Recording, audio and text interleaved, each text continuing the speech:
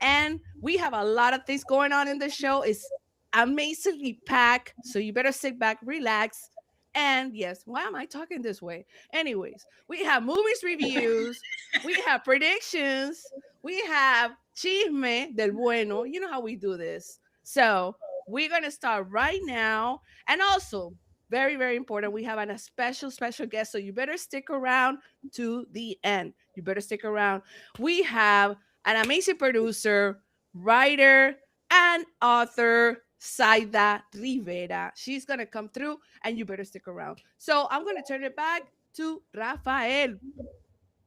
Hey, we starting off the show with huge news. I mean, we're a week away, or maybe like a week and a half away, but I'm excited because now Bad Bunny is about to do his historical halftime show.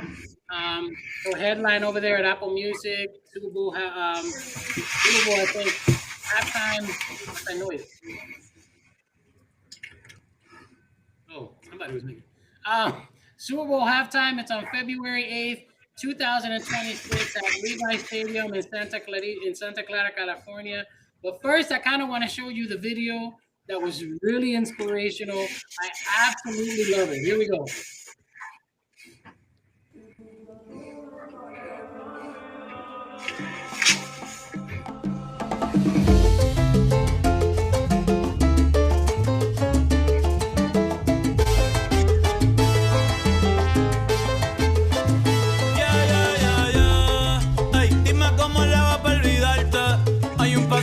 Que quiero enseñarte.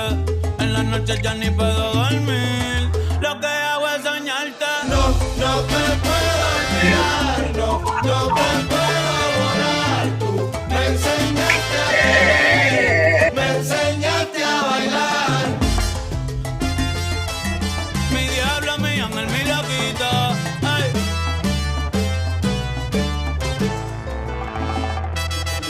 No, no te puedo olvidar. No te puedo borrar, tú me enseñaste a querer, me enseñaste a bailar. No, no te puedo olvidar, no te puedo borrar, tú me enseñaste a querer, me enseñaste a bailar. All right, come on, you got to be hyped up for that. Like, super hype. I am ready. Let's do this. Oh my God, That's crazy. I'm super excited because Well, you know what's crazy? Dale. No, what's crazy is there's going to be a football game at the Bad Bunny concert. I know. Yeah, right? That's crazy. That's true. Yeah, but I like the video because there's been a lot of there's a lot of negativity, especially from certain people who are like, oh, this isn't for us. You can see, okay. And the video like shows him pulling out all different races and all different types of people to come and dance. And he was dancing their version of the dance, which is kind of cool. So anybody who was dancing all awkward, he was dancing with them awkward. It was just all about unity and about compassion and about bringing people together. And so I really do feel like this halftime show is going to be like super legit. It's going to be something. He's got a lot of pressure, obviously, because he's the first solo Latino, I think, because J-Lo and Shakira were combined. I think he's the first solo Latino artist to headline the Super Bowl halftime show. But I'm curious, who do you guys think he's going to bring out? Because there's always the collabs. Who do you guys think he's going to bring out? I think it's going to be Cardi B. That's who I want. I want him to bring That's a out good Cardi. one. She says that she's getting ready for her concert, but then I'm like, wait a minute. I'm seeing some signs and things that are happening. Mark Anthony. I bet maybe. You think Mark Anthony? That would be crazy. I know. That would be iconic, man. Yeah. For sure. I have a feeling he will. He has to. I think he's bringing out Becky G. I think he's definitely bringing out Becky G. They're doing a lot of stuff together from when he was doing his stuff in Puerto Rico. They're now in like South Central America. They're doing their stuff. She's included in that. He's bringing her out. But yeah, I saw J Balvin. Like I'm hoping that they bring out if he even brings out Karol G is technically a headliner of her own. But I mean, if he brings out like the top Latino artists to come in and kind of showcase that stage, I think it's going to be something to watch. Something to watch. But I do agree with Alex. There's a game taking place at Bad Bunny's concert. I feel like this is the first Super Bowl halftime show where I'm eager to see this man as opposed to the game. You know, because I want to see. Now he's got a weird request though. Like everybody who's participating in the halftime show has to be like a certain height. Like 5'10" or like taller. Yeah. Why is that? all our short kings are like, what the? You know what I think? I think it is because of the costumes that they're going to be wearing during the halftime show. Yes. I think They all got to be kind of like equal. equal. Yeah. You think they're bringing out those sharks? Bringing out the Hey, that'll be dope. I mean, Golden, he's got the sharks. Zafaera. Hey, I don't know. I think it'd be really cool. But yeah, I mean, I'm really excited for it. I know a lot of people who are really We excited. all are. We all Yeah, are. I think it's going to be a tremendous night, and I think it's going to change a lot of minds as far as not just from a Latino representation standpoint, but especially for the people who thought that they weren't going to be, enjoying it. And it's first of all, it's going to break every record imaginable for that Super Bowl halftime show. I don't know anybody else who would have such a following to have people tune in. That brother's worldwide. So I think that we're going to see some new records being shattered on the Super Bowl halftime show. I do want to give a shout out though. I don't know anybody who watches college football, but my boy Fernando Mendoza, Cuban American, his legacy as a Latino has been cemented. That brother went 16-0. First college team, I think, since Yale, I think in 1869 or something like that, to go 16, to go undefeated. He won the Heisman this year. And then he had like the most iconic moment in the championship game where he had to go for a quarterback draw and made an absolutely amazing play to get the University of Indiana their first title or their first national title. So I feel bad for the brother because he's being drafted number 1 and he's going to go into the Vegas Raiders, and that's the situation nobody wants to be in. But it's just yeah, all the Raiders fans are like, "Coño, what the?" But yeah, I think he's going to be a tremendous force in the NFL, especially from a representation standpoint. I know we got a lot of Latinos who play, but he's the first one that I feel, is going to come in and kind of like command that authority. I really hope he does well because he kind of has that like Peyton-esque thing to him, especially his family. I don't know if you guys have seen his family. It's adorable. It's, his mom, she has a condition and the family was just yelling and screaming and it was just beautiful to watch. But yeah, Fernando Mendoza. And I'll tell you what, if you don't think representation matters, my daughter hates football, or at least didn't like it. And she watched that national game just because of Fernando Mendoza. Oh, wow. Because we were like, hey, he's going to, and she ended up enjoying it. So she might be joining us on Sundays, to watch football, which would be interesting. All right, that's my little take at the beginning of the show. I pass it now on to the entertainment of the week. Yes, we are ready. We are ready for the entertainment. So as you guys know already, award season started, and we kick it off with what? It was the Critics' Choice Awards, and then we got the Golden Globes. And what are your predictions, guys? What is coming up? We have A Battle After Another. How we see that one, and we have seen what else? Well, A Nudge to Sinners. Sinners got a nudge. We're coming through. And Marty Supreme. I don't know. Anybody input about that one? I haven't seen it. I don't know. Like it came out. It came out. Hammett. Yeah, it came out for Christmas. Marty Supreme for Christmas. Yeah. But I will say I'm really nervous that like Sinners is gonna get like snubbed and not get the award recognition it deserves. Like I've seen, Christopher Nolan has been out there like campaigning so hard for Sinners to get like every chance that man gets, he's talking about that movie and the iconic scene. He's saying that like the scene by the bonfire outside is like one of the best like music scenes in like movie history. Like this man should not be advocating this hard for a film that he was even a part of. And he has to do it. And he has to do it because he knows they're not going to give it the recognition that it deserves because it's a horror film, because it stars entirely people of color. because Hollywood itself is really mad about that deal that Ryan Coogler signed, where he's going to get the rights to Sinners after 20 years, and they're probably going to try to like take it out on him with awards recognition. So for all those reasons, like I'm like excited for the movie, and I hope everyone involved gets nominated. But I'm also like really like seeing the way that the Globes and like other award shows have like shaked out so far. I'm kind of nervous to see like what's gonna happen with the Oscars for that film. Like, are they gonna just snub it? Like, what are they gonna do? Or like write it A lot of off? nominations for the Oscars, though. Huh? So it's got a lot of nominations. I think it has the most nominations for a movie in the Oscars. So I'm hoping that they get. I don't see him winning like best. No, best it's not gonna be best movie. It's gonna be Battle After Another. You think so? Oh yeah. You think so? You like I watched it Battle recently, After Another. and I have to tell you, it's a good movie. I don't think it's at the level of Sinners from a creativity standpoint. Of course. Of You understand what I'm course. saying? I mean, I think Alex. Leonardo DiCaprio will win Best Actor, maybe, guess. or to be honest with you, they'll just give it to is it Chalamet? I think he'll probably take it for Oh, Timothy, yes.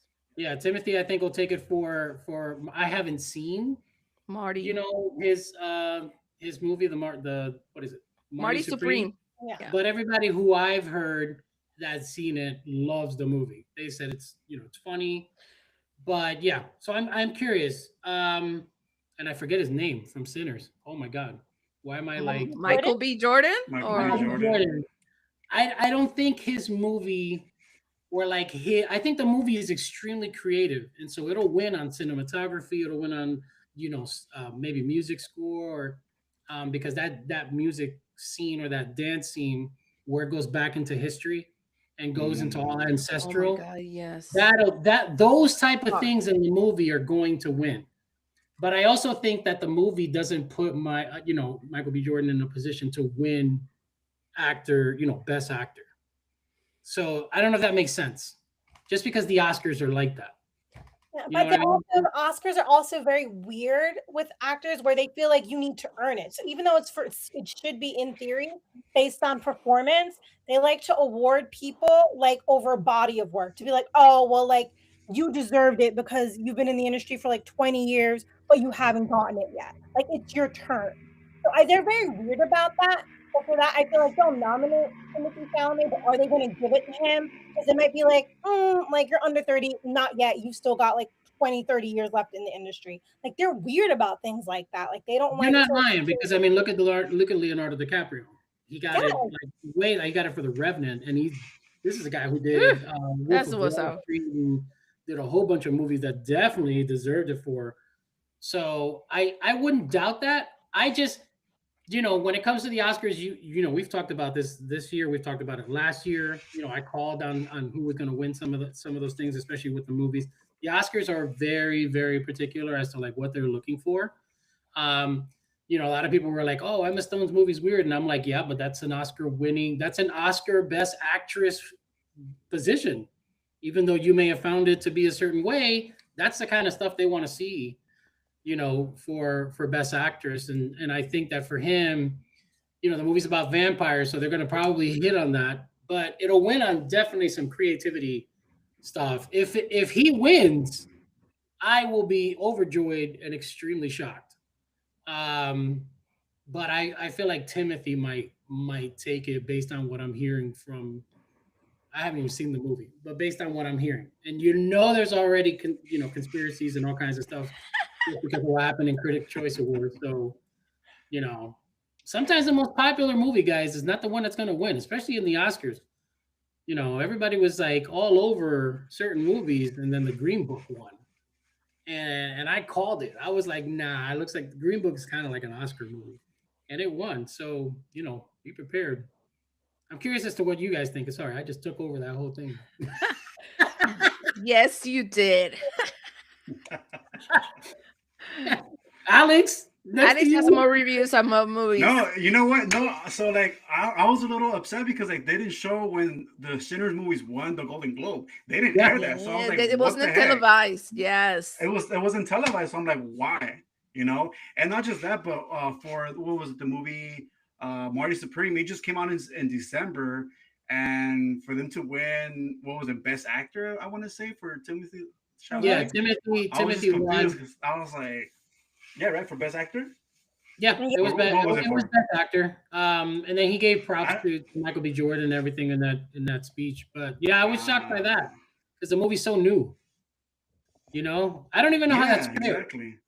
Like Sinners has been out there for a tremendous amount of I think a time. year or Yeah. a few months. Not quite, but almost a year. Yeah. Completely agree with you, man. I just don't understand how a movie can just come in, slide in December and going in there. I mean, what do you, Joey? I'm curious about you because you've seen like representation for you on some of these things. Or do you feel like if they don't win in certain aspects of like the Oscars, that it's a snub, or do you feel like okay, they got it right?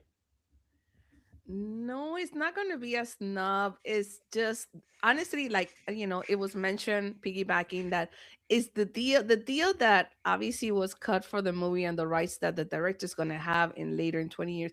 That's the part that is kind of like triggering Hollywood. And that's the part that they don't want to make a lot of noise or buzz about it. But it's like it's not only Sinners. Ben Affleck and Matt Damon did a deal right now with Netflix where also they're doing an equity where they spreading the funds, so whatever income or success of the project is going to go also for everybody else that is part of the production. That's where we going with this. And Hollywood or the executives are really holding tight, and it's going to change. Indie films are going to be the future. That's and the negotiation for these films are going to be that way. That's interesting. As far as indies films, I mean, look, there's a lot of indie filmmakers, so it'd be interesting to see what they do. I know I think you left one. I think it was Hamnet. I don't even want to touch on Hamnet. My daughter was trying to get me to watch Hamnet. I wouldn't go. I don't know. I don't know. But it was highly mentioned. It was highly mentioned. I think it was also mentioned in the Golden Globes, and I was like, well, I haven't seen that. I don't know who is in there. I'm like, Yeah, sorry. Chloe Zhao got He best. was back with that one in the comments. Yeah, Chloe Zhao got best director, and her and Ryan Coogler actually came out of the same like program that like nurtured rising directors. So she kind of like thanked him in her speech. Like they're peers with one another. And she won the Globe for best direction. I just know that old boy was on Gladiator 2 and he was the worst part of it. So I'm not watching Hamnet because he destroyed a movie that I thought was priceless. The part 2. So, and I can't remember his name, and I don't want to remember his name. So he can turn around and went in there. So, just my thoughts on that. But yeah. What about you? Want to make your Running Man? What are your thoughts? What happened to I mean, a lot of it. So we're going to talk about movies that we've seen lately. Mm-hmm. From the ones that I would recommend if you're just sitting at home, I wouldn't have recommended this. I mean, to be honest with you, this movie was probably going to be pretty cool in the movie theaters, but I didn't go. But The Running Man was actually, and I thought for a while like, oh, okay, this is maybe independently, but like it's not. It's got an Arnold Schwarzenegger taste to it, because the original was made back in the 80s, and I enjoyed that. Alonso and yeah, I mean it was back when she was huge. And so it's a movie about a man who literally participates or volunteers to participate in a show because he needs to save his family. And it's nonstop action from the minute he gets released into the public all the way until the point, of the end of the movie. It's just chase and chase and chase and chase. And it's just, for me, if you're trying to find a movie to watch this weekend, obviously it's a movie for like older people. you know what I mean? I don't mean like older, like Kane. I mean like I wouldn't watch it with kids. So I wouldn't watch it with kids. I shouldn't say older. I'm 50 now, so everybody's younger. So 50 and up. 50 and up to get off. This is a movie for the get off my lawn. Around about this. For all the get off my lawn, folks, this is your movie. No, but it's. Are we not? I can't even say. Yeah, right. So if you're trying to watch it, it's on Prime Video, or if you have Prime Video through MGM Plus, I think. So you have to have MGM Plus. I really liked it. Glenn Powell is starting to become one of my favorite actors. I really enjoy, his body of work. So that's my recommendation. I know Alex has his because I saw you on social media. ¿Cuál es el tuyo? Yo, now for those of you who are watching, and if you guys like thriller or horror movies, I honestly recommend the movie Primate. I got invited by Ally Global Marketing and with Paramount Pictures. I went to the lot. I went to go see the movie. That movie had me on edge. My blood pressure was like out the roof. It's very gruesome. I don't want to spoil it too much, but it's about a chimpanzee who gets infected with rabies, and let's just say that he outrages and kills people. But it's in theaters. They come out like a week and a half ago. I honestly recommend it. I don't know when it's going to come out on streaming platforms, but if you're someone that likes to go to the theaters and watch movies, I recommend Primate. My son watched it. He loved it. Whoa. Okay. Like he watched it with a girl, and he said that this Abe goes nuts. Like this Abe just. No, he does. He is not having it. I don't watch these type of movies because I can't stand like the gruesome side of it. So I'm not watching that. But for those of you who love gruesome movies, from my understanding, Primate. Is there anybody watching shows? Yes. So I binge the Copenhagen Test. It's on Peacock. It's starring Simu Liu and Melissa Barrera, and it's a spy thriller. And I really enjoyed it. Like I like spy shows and like movies. So seeing one where like all the leads were POC was really cool because I've never seen that before. Where it's like, oh, like the majority of the cast is people of color. Like, hold on a second, and it's a spy thriller, and then the stars. Like, wait. But I loved it. It was really fun. I enjoyed like the plot, the acting. Simu and Melissa had really good chemistry. So it was a really fun watch. If you're looking for something to binge on the weekend, highly recommend the Copenhagen Test. I gotta check it out because that brother wanted Asian representation, and now he's starring in his own role. Now, if for whatever reason it doesn't get continued, I don't want to hear him complaining because he complains a lot. Good God. It did really well. Like Variety released the numbers. It came out like after Christmas. I want to say like December 27th. And it was like the number 3 streamed like show across all platforms. Like number 1 was Stranger Things. I don't remember what the number 2 show was, but number 3 was Copenhagen. Like a lot of people were watching it. So hopefully it leads to the season 2. I like what about you, Alex? What are you streaming? You watching any shows?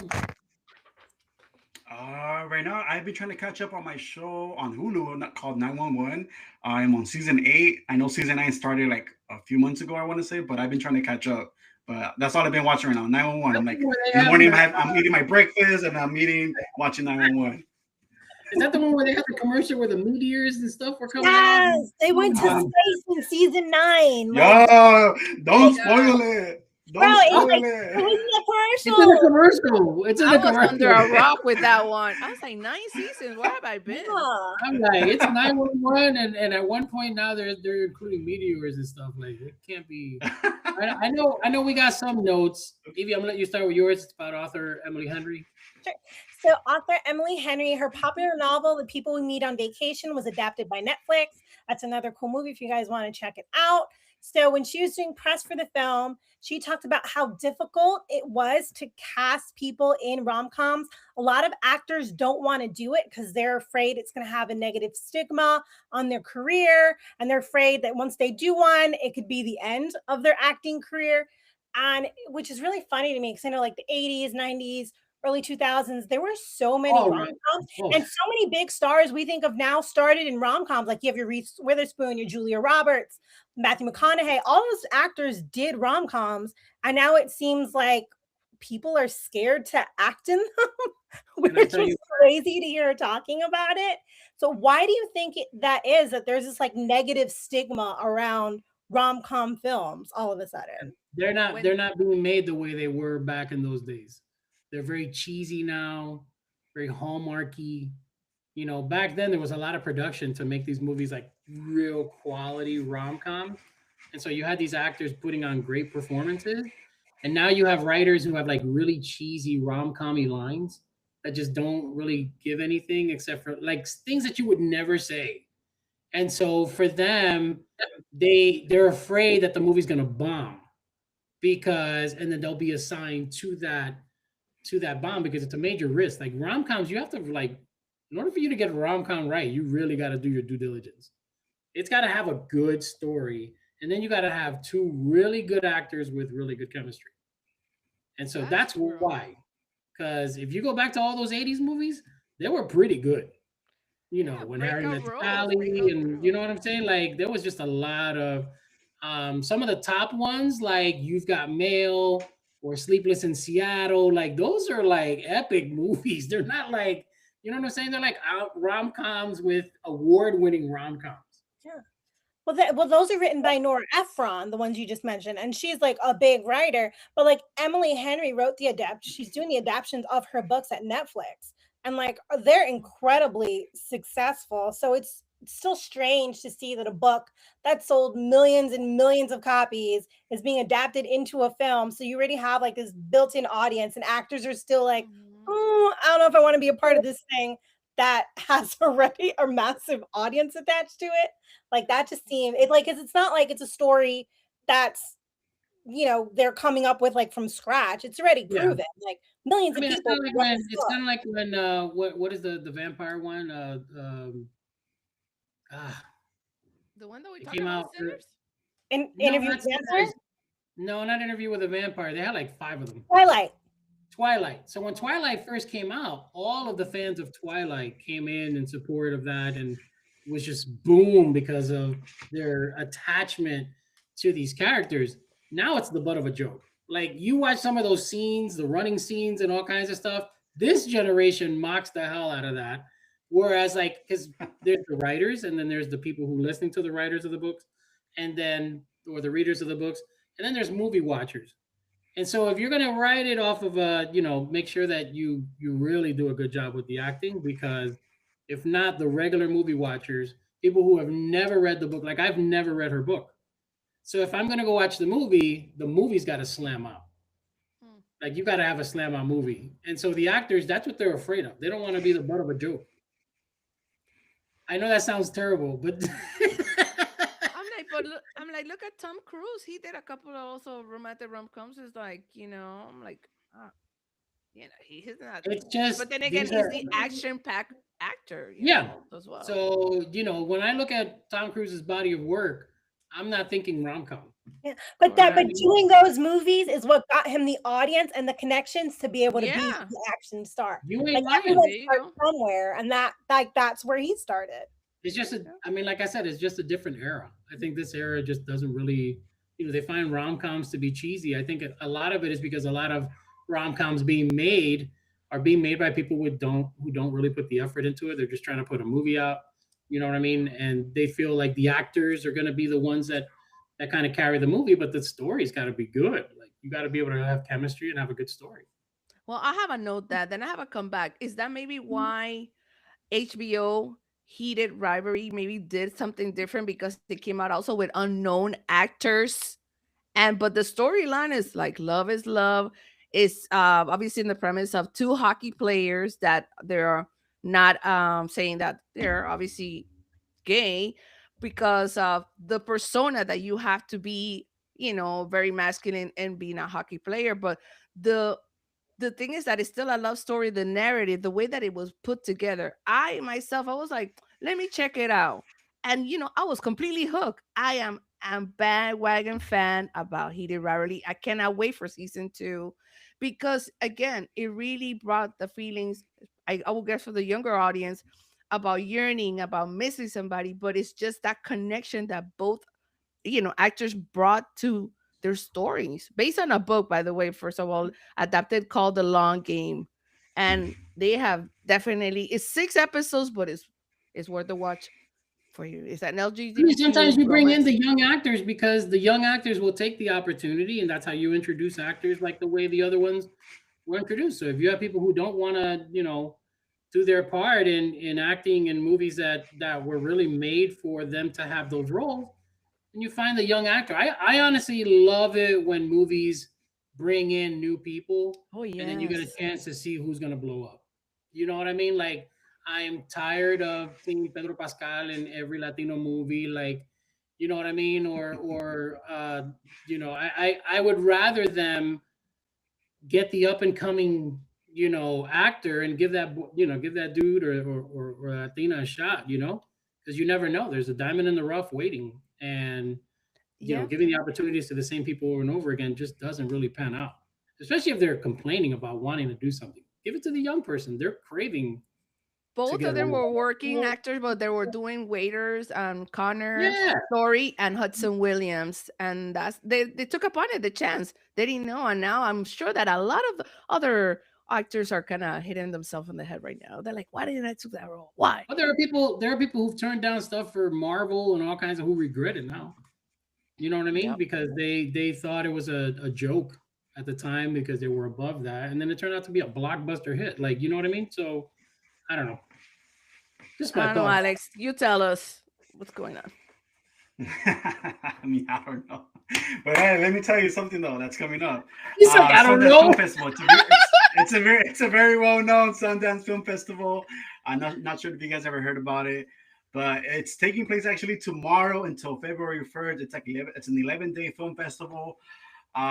Sadly, this is going to be the last year that's going to be happening at Salt Lake City, or actually Park City. At Park City, Utah. They decided that next year that they're going to be relocating to Boulder, Colorado in January 2027.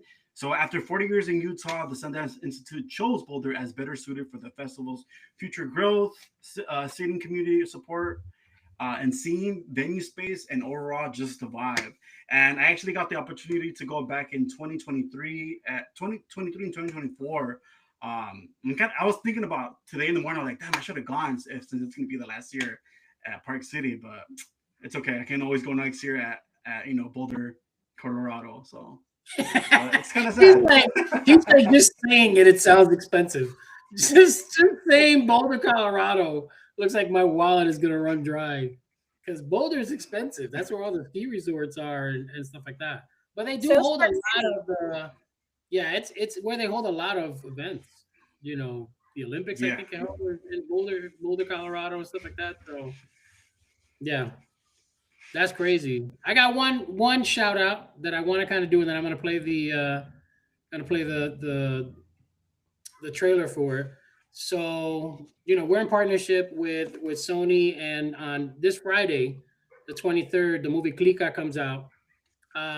Starting at Ense de Patrones JD, you've seen like a lot of their ads that we've put on World Primos. I want you to please support this film. We tout a lot about how much the Latino GDP is and our purchasing power. Let's use it to try to elevate. Sony's doing a really good push on this, which surprises me. It's got a premiere and so forth. It's on a lot of the different advertisement firms that are working on it. So I'm going to show you the trailer and then, we'll go from there. Hold on. Where'd it go? Oh, that's not it. That's the wrong one. Let me get the right one. There you go. In Yuba City, I've been picking fruit for as long as I remember. Migrant workers do what no one else wants to do in this country. Now it's my turn to live the American dream. All I ever wanted to do was make music. But I had to do whatever it takes to protect my family.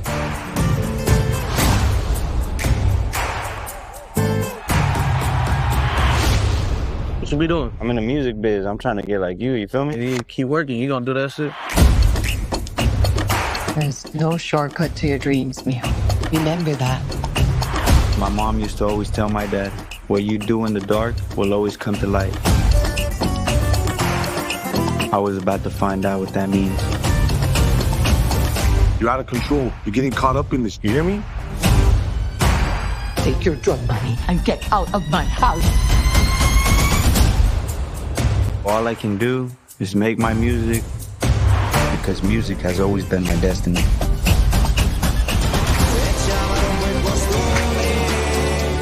No shortcuts, huh? No shortcuts. Let's do this.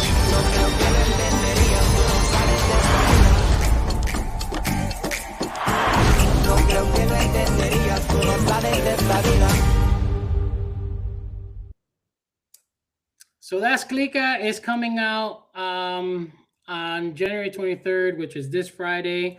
You know, definitely go out and support.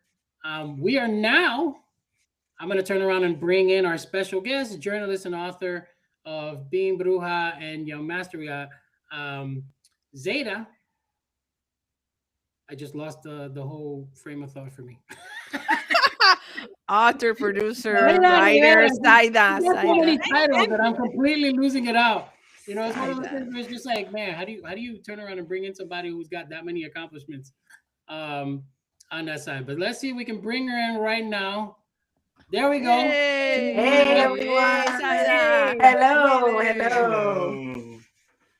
It's great. We're really excited to have you. Thank you. You know, for anybody who watches these lives, these are the first ones of many to come. And Zeta was just literally sitting in the back room, just waiting while listening to us. Patiently. So I was so entertained. You guys are great. I appreciate that, because now I'm going to ask you a question. I'm going to ask you a question. What movies are you watching? I was, you know, not so much a movie, but a documentary that I just finished watching is Pole to Pole with Will Smith. It's on Nat Geo. And he goes from the South Pole to the North Pole with all of these interesting stops along the way. It's really amazing. Really amazing. I'm a big documentarian. Like, I like documentaries, and I do want to comment that I am not at all tired of Pedro Pascal. Get in trouble. She's trying to put me out there. Nah. She wants more Pascal. I feel like there's so many opportunities out there. Yeah, no. You know what I mean? It's like authors. So as much as I want you to be successful with every possible book that you bring out, I definitely want variety of the authors that come out, because everybody has like a different story. You know what I mean? Yes. And so if Zeta was the only one putting books out, you would never see a different perspective or somebody's ability to shine on their stage. You know what I mean? And I think like giving opportunities to young actors who can come out. Now, that said, we want you to sell every book that you ever make and New York Times bestseller. So I'm gonna let Evie take it over. She's gonna do the whole intro, and then we're gonna ask a bunch of questions and get into a discussion. Pedale. Tonight's guest is a journalist and author, and you may have seen her as a commentator on MSNBC or as the host of a daily entertainment show when she was with the New York Daily News. She is the founder of a wellness brand called Mindful Living with Z. Her first book, Being Bruja, a Young Mystic's Guide, is out now. Please welcome Zaida Rivera to the show. Hello. Yeah, if I had a plus sign, I would play it all on there. Actually, that would be a good idea. We need to turn around and get like applause sounds. You know, we just little. Yeah. The little automated one. We got to get on it. Yobi, you're a producer. What are you doing? The Rolex. Hey, we got to turn around and put it on there. I have a question. So, we always start off these interviews with like origin story. Like I'm really huge as to like, hey, what inspired you? You know, what was your growing up story, so to speak? Like your family dynamic, and you know what got you up to this point. So can you give me a little bit of like, you know, for everybody to listen, like your origin story, like like Latina and so forth? Yeah, so I grew up in a really small town called New London, Connecticut. It's predominantly, at the time when I was growing up, it was just predominantly like Black and Puerto Rican, um, other ethnicities as well, white, Asian. There was a lot, it was a really nice mix of people. I felt like I grew up in a really loving community. There wasn't a lot of feelings of like, segregation or being separate or siloed. We were all together, which was really nice. But again, it was a really small town, like one high school. Like you could drive through the town in less than 10 minutes. Shout out to New London. I know my friends will be like, Zeta. But yeah, I'm first generation. My family moved from Puerto Rico and ended up in New London, Connecticut. They passed New York City. I was like, what are y'all doing? But they went a whole different route. They went a whole different route. What people don't know, there's a lot of factories in that area. So there's the submarine base, there's the Coast Guard Academy, like all of that is in that area, which definitely attracts people looking for to be making more money and a better life, right? So that's how my family ended up there, grew up there. I started writing when I remember writing in journals and things, probably seriously like 9 years old, writing songs, poetry, journal entries. And at that time, my dream was to be a big musician. Like I wanted to be the biggest singer in the world. And so I was writing a lot of songs at the time and things like that, but never did it enter in my mind that I could be a professional writer. I don't think that was something that was even around me, right? Like even at the time growing up in Connecticut, there weren't any people that looked like me on news, on radio even at the time. So I never even thought of that. But I will give a shout out to my high school English teacher, Mr. DePeter. Shout out to good teachers because he literally said one line to me that planted the seed. I wrote my poem for my senior class and he read it and said, you could be a professional writer. That's it. And right there, it was just a question. No, he said you could be a professional writer. That's what he told me. I think it was just the first time that it even opened up my mind to the possibility of that. I was thinking that naturally I'd probably go work in a factory or, and it opened up a whole world of possibilities to me. Oh, my cat is trying to make an appearance here. Okay. Everybody gets a monologue. No, I'm just kidding. I'm curious because you mentioned about the singing. I see the guitar behind. Can you sing? Like, are you a good singer, or was that just wishful thinking? I'm gonna say I know how to sing. Yes, I was signed to a group years ago in New York City. We were like the Latina TLC. We were called Gems. And so, the TLC. We were like the Latina version. I don't know TLC, but I know TLC. Yeah, and I was the lead. I was the lead singer. So I had a rapper. We had a rapper in the group and a backup singer. So yeah, I love music. Can I play well? No, but I'm on my journey right now. I'm practicing all the time. I love instruments. I played clarinet for a very long time as a kid, but I love all instruments. Music is my thing. So. Very cool. What got you? I know that writing obviously leads into a journalism career, but is there any specific time where you said, you know what, I want to go into journalism? Like this was the path that you decided to take. What was that? My journey's really interesting when I think about it. When people ask, I don't think I reflect on it until people ask me these questions, but I was kind of discovered as a journalist, and it was at New Eurekan Poets Cafe. So I was New Eurekan's Poets Cafe. Yeah. So when I moved to New York, I didn't know anybody here. I had no friends here, like living in the city. And I didn't know how was I going to, make friends. I started doing the open mics at New Eurekan's Poets Cafe every Wednesday night, I believe it was. And that's how I started meeting friends and other writers. Long story short, there was a woman in the audience one night recruiting for a new magazine. She was looking for journalists, and I had done a piece. She came up to me after the show and was like, "Did you write that yourself?" And I said, "Yeah." And the next thing you know, I was culture editor for the Av magazine. Yeah, for people who don't know, I think it's on the Lower East Side. Mm-hmm. 1970 is when it started. It's an Yes. icon, like it's a cultural icon. A lot of people go through there. Absolutely. So, you know, if you're in New York, definitely go to the New York Poets Cafe. It's a really cool spot.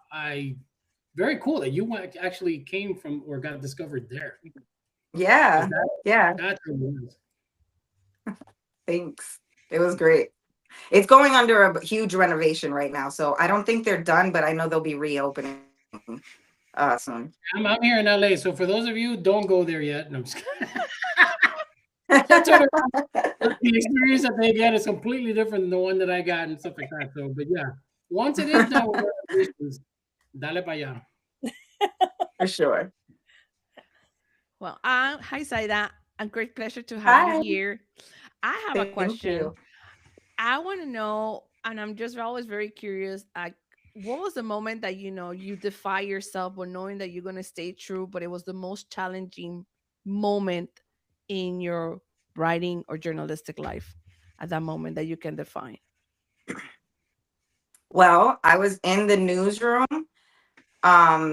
watching a television with a bunch of other reporters when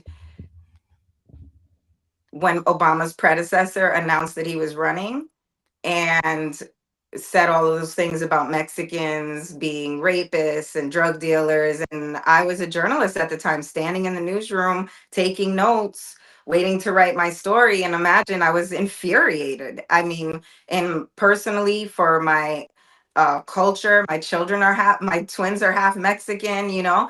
So it was really difficult. Those are the challenging parts of journalism, right? Where now you just need to write the story. You need to report. And you can't really interject your personal opinions on things. And I think if we bring it back to today, people are going through that right now, again, over again. Yeah. Yeah. Oh, then definitely that gives me a segue to say what it was one of your jobs that it was really meaningful for you and necessary, but you already responded with that moment that we're also happening right now for reporters and journalism. I think that one thing that does stand out with my career that I always loved is that I've worked with so many great Latino talent. Like my whole beat for entertainment was Latino and Latinas and in music and film and television, in front of the screen, behind the screen. And then those everyday heroes that I used to get to write about that people don't know about that are making such an impact. Those are the things that touch me as a journalist. Those are the things that keep me wanting to write till I can't write anymore. Wanted to talk about your book, Being Bruja, A Young Mystic's Guide. So what did the word bruja mean to you growing up, and how has your relationship to it evolved? I love that question, actually.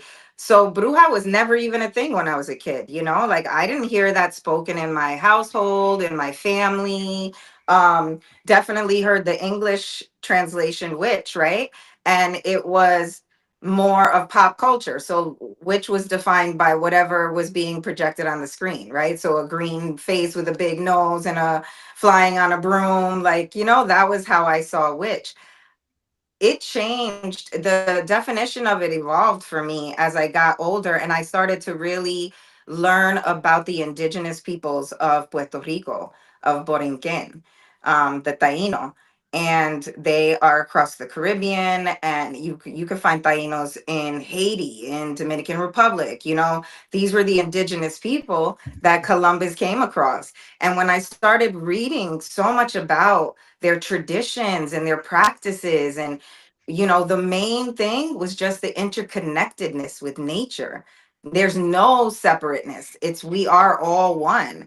And that's why we're working with herbs, working with the moon, working with the sun. It's such a natural thing. It's like, yes, of course, this is a part of our planet. We're a part of this planet as well. Yet when colonizers discovered these practices that didn't fall in line with what they were pushing, it became evil.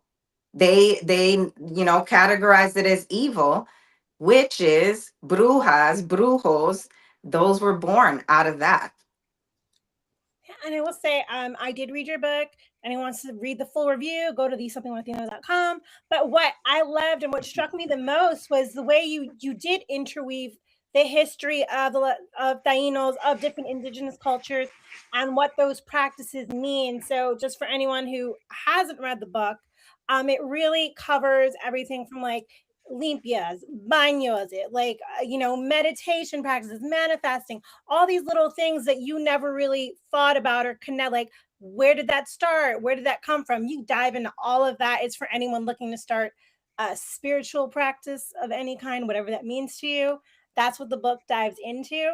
So, knowing that, like getting that out there, how do you respond to the misconceptions or stigmas around brujeria inside and outside of the Latinx community?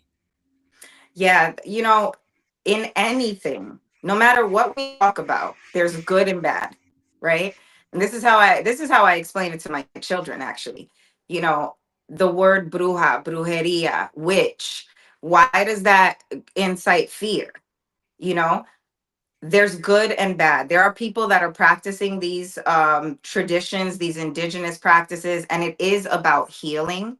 It's about community. It's about convening with our ancestors. It's about staying true to our history and passing on the history to our children, because if not, it will die off after generations, So that's what I tell people. Of course, there's a bad side of it, just like anything else. You can find the bad side of things in organized religion, but I don't focus on that. And I think I wanted to make that so intentionally clear in the book, that when you're reading this, I'm not giving you spells that are gonna change the will of someone else or alter someone else's life in any way. That's not up to us. There's a higher power that takes care of that stuff. And if you want to mess with that stuff, you're playing with fire. That could come right back to you instead of the intended recipient. So I'm really clear about that. It's what you choose and how you choose to practice it, and who you choose to listen to learn from. And that's why there's a whole chapter in the book about posers on social media. So many people will quickly call themselves a healer or a spiritualist without really having the background and study behind being able to call themselves that. Okay. Now, Zeta, I'm curious, when writing Being Bruja, did you ever face like writer's block? If so, how did you overcome it? Man, writer's block. No, that's like the worst thing to say to a journalist. Honestly, I've experienced writer's block a lot over my career, but Being Bruja just flowed right through me. I wrote a lot of it on the island of Puerto Rico because the island being there inspired me so much. But truly, I would do my own little rituals before starting to write, right? Like cleansing my space, lighting a candle. There were so many times where I would be writing and I felt my ancestors sitting right next to me, just guiding me through. There were times where I would write and almost feel like I felt ancestral guidance of do a little bit of checking on that. Don't put it like that. Like, make sure it's clear. So I was guided through this whole thing. I knew that this project was bigger than me. Oh, nice. So I'm also curious, like, what advice would you give to someone who wants to embrace, the spirituality, but feels somewhat disconnected from like their cultural roots? Yeah, I was giving this some thought. I think the first thing that I always tell people is nature. My ancestors, the Tainos, were all about nature. They lived in nature day in and day out. So sitting in nature helps to clear the clutter from your mind, and you could start to really go deep. When I tell people go inward, sometimes people are like, what does that even mean? Go sit in nature. No agenda. Just sit in a park and feel the energy around you, and really allow yourself to be as present as possible and see what starts to open up. When you want to go a little deeper, start working with the moon. Know that the new moon is all about manifesting what you want to bring in, and the full moon is releasing what no longer serves you. So these are like easy little practices that you could start to kind of tap in and see, like, maybe the things you wrote on the last new moon are starting to come into fruition now. And then you see it little by little and you want to go deeper and deeper. Nice. So you gonna go do it, Alex? Yobi? You know what? It's funny that Zayda, it's funny that you're saying that, because I actually done that before, where I gone to the beach, I'm sitting like where the rocks are at, and I'm like listening to music with my headphones, and I just put like meditation music, Yes. and I'm just like relaxing. I feel grounded and connected. I've done that quite a few times, and it feels so good. Like, I recommend it. Absolutely, absolutely. Yeah. And if you could do it daily, it's so impactful for your life. It's like taking a daily vitamin. I always tell people, I ask my clients, did you take your spiritual vitamins today? And that's how I will make sure that they did their meditation and their journaling and things like that. So I know that you were talking about being in Puerto Rico, writing a book, and how it gave a lot. Alex went there, but he got inspired for a completely different reason. Well, you were on meditation. That brother was enjoying that culture. Hey, Puerto Rico is a great place to be. Look at our Super Bowl halftime show, right? Yes. Yeah. I mean, now I'm so excited for that. Me too. I'm about to play that again right before we leave the show. I loved that ad. And see, like everything that we're going through right now, we need stuff like that. Everything that we're going through right now in this country, we need images like that of just us dancing together and having a good time, you know? I think we got one last question. I think that's Yobi. That's yours. Okay. My question, I already she actually answered it, because when she said something about the moment that she felt the need to write and cover about our candidate or politician, that's what she really had the need to write about it, and then set aside her feelings at that moment, but definitely supporting her other colleagues at the same time when she had to. Mm-hmm. So Zayda, if people wanted to read the book and follow you, where would they go? Mindful Living with Z, just the letter Z. Mindful Living with Z. I'm on Instagram, TikTok, YouTube. That's my website, is Mindful Living with Z. You can find all the information about the book there. I also host a spiritual retreat in Puerto Rico every year in July, so I'm getting ready to host that.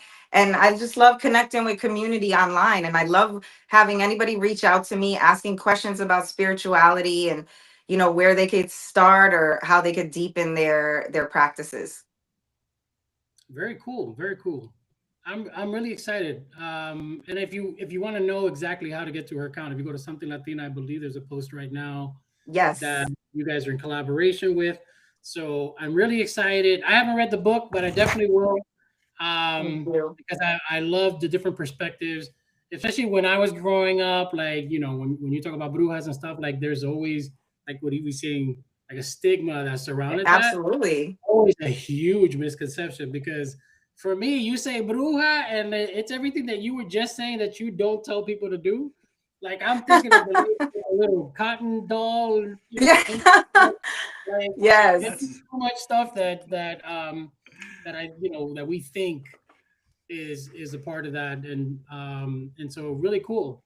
I'm gonna give kind of like some last thoughts. Just because with everything going on, I felt kind of compelled this week to really kind of say something.